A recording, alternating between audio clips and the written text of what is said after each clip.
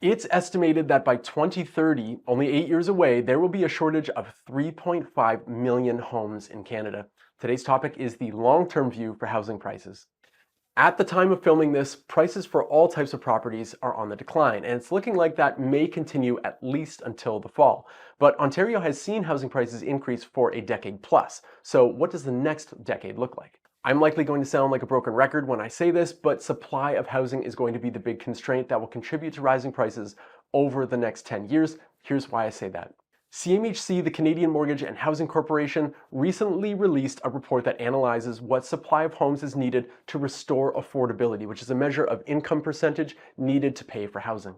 One of the results the report outlines is that housing supply must increase mainly in two provinces, BC and Ontario. And to no one's surprise, Vancouver, Toronto, and their surrounding areas are specifically mentioned as most affected by lack of supply, making up 2/3 of that 3.5 million shortage.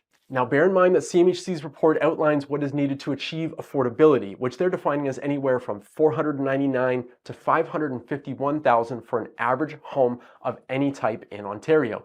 The current average is $871,000. To me, reducing prices by almost 40% through increasing supply seems highly unlikely, but what the report makes me think is that not only will prices not go down, but it's highly probable that prices will continue to increase in time.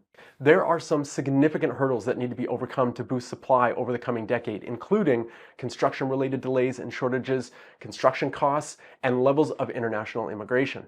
The report predicts that average income per household will continue to increase, and that rising income typically correlates with increased demand in housing.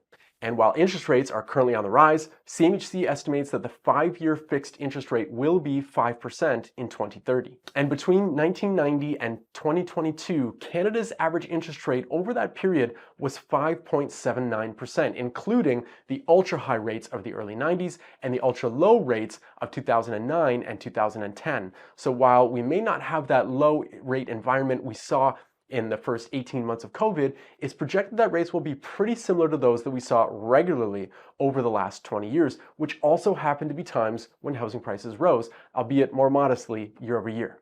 So between increasing construction costs, reduced construction labor availability, fairly normal interest rates, and a growing population, along with income growth, all stacked up against a shortfall of housing supply needed to even make a dent in prices, I'm having a hard time seeing how we won't see another near decade of housing price growth in Canada and Ontario, but maybe I'm wrong. I'd love to hear your comments below.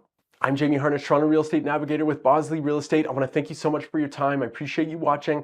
I would be very excited if you would like this video, if you would subscribe to my channel, if you would hit the notification bell so that you can get notified of any upcoming further educational videos or my upcoming listings.